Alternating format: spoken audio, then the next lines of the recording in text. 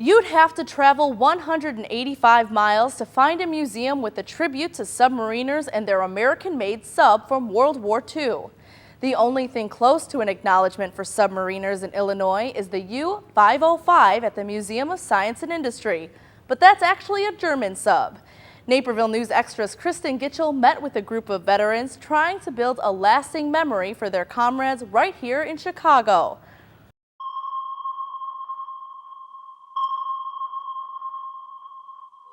Our submarines in the beginning were very primitive. We were fighting a war with the last war's weapons, which immediately puts the odds against you.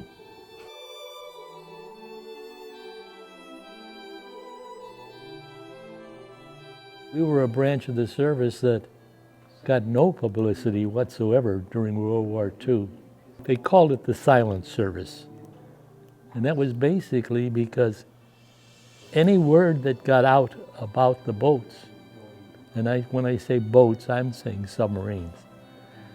Any word that got out the boats was deadly to them. In World War II, most of the publicity went to aviators. But today, it's all about the submariners.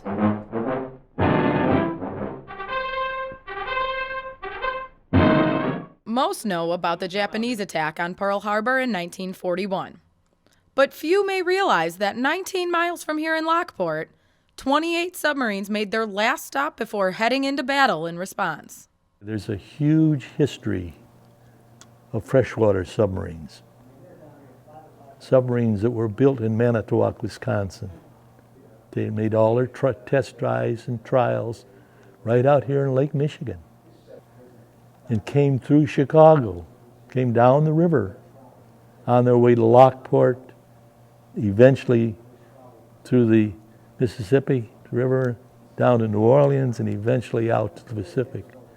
They were wonderful submarines. They were the best in the world, the absolute best in the world. But that's a heritage of Chicago,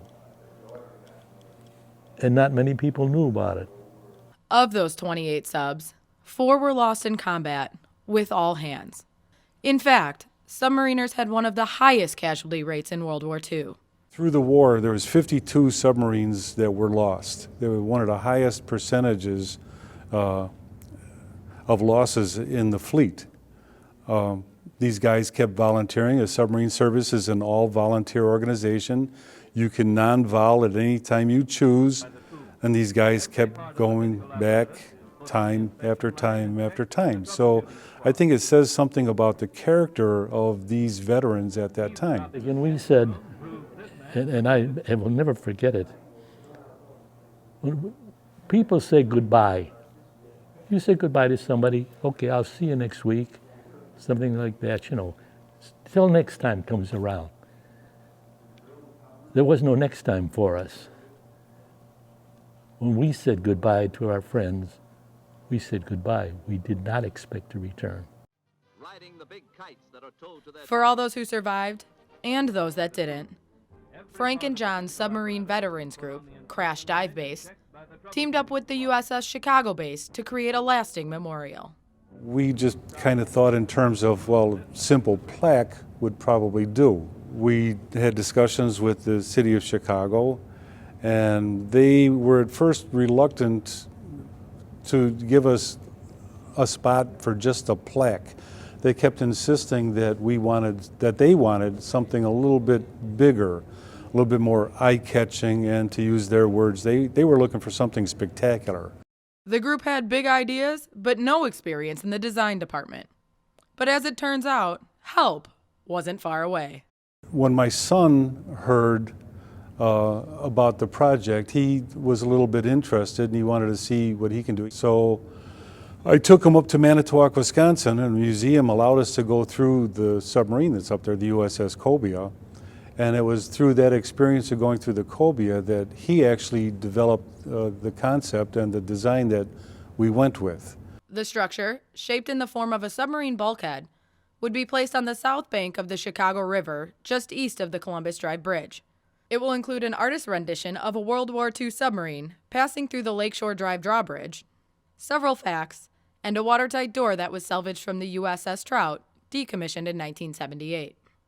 When we presented that to the city of Chicago, their reaction was, now that's what we're talking about. That's what we want. So we used that basic design. To make that dream a reality, the vets have created a GoFundMe account in hopes of raising around $250,000 for the cost of their memorial. Once funded, it'll take less than 6 months to complete, sealing their place in history. I have to say we were a proud bunch of kids, and that's what it took. We were kids. We were 17, 18, 19 years old. And we grew up fast. And I think the biggest thing was we learned how to depend on each other, how not to let anyone down, how to faithfully live together. It was an ugly time of life, but I think those of us that survived were all the better for it.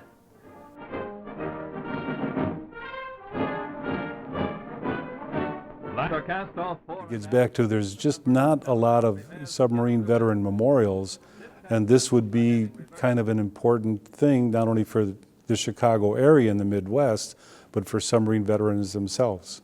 Well, I have reached a point in my life where I have no short-term memory. No, I can't even tell you what I had for breakfast. Honest, this is true. But indelibly, I remember the days that that these submarines were built and came through here, and that we were on them. According to John, the Navy had over 1 million sailors for World War II, and only 1% were submariners.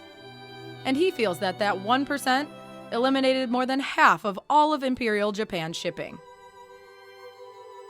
For all the information about the memorial and how you can help these veterans, visit crashdivebase.com.